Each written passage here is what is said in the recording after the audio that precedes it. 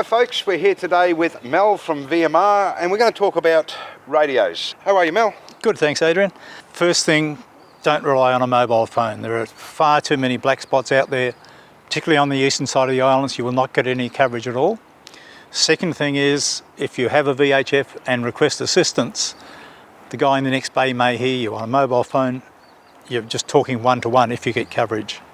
VHFs, we monitor channels 16 and 67. They're monitored 24/7. They're the emergency calling channels, and they're monitored either by us when the base is open or by Whitsunday VTS when we're not open.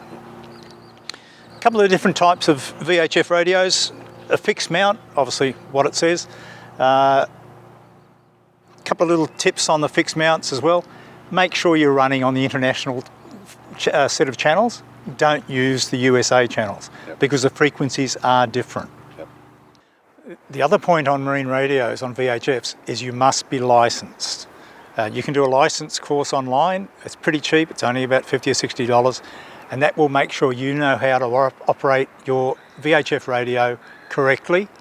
You will know what the procedures are in the case of an emergency. So you must be licensed. Make sure you do the course. The other sort of radio you can get is a little handheld. Now these are suitable if you're not going too far out. They have a limited range compared to the fixed mount ones, which will require their own dedicated aerial. But VHF radio is the preferred means of communication and emergency communication at all times in the Whitsundays.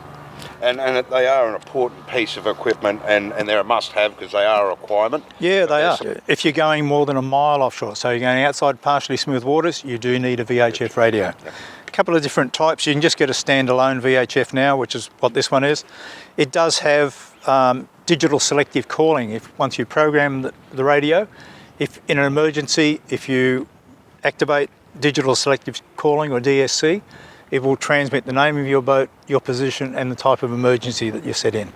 So that's very handy. And that's a brilliant feature on that, because if things are going south, you can just hit that, activate that button, and you know that someone's going to see where you are, your location, and that you are actually in need of assistance. We're also seeing now VHFs coming out that are equipped with AIS. Now AIS is an automatic identification system. It's used by all commercial ships.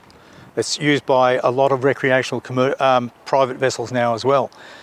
AIS will send your position and details to other vessels in the area.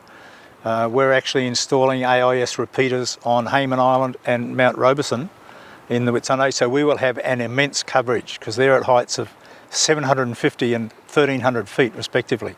The coverage will be immense. So you can get a VHF that will have an AIS receiver, but you can also get AIS transceivers. Either as a standalone unit, will show you positions of other vessels that are equipped with AIS, or it will link to your plotter.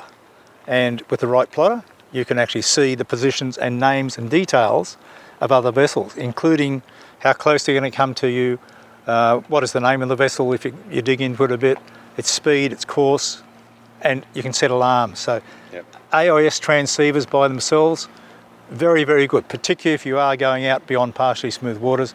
We would really like to see vessels equipped with AIS.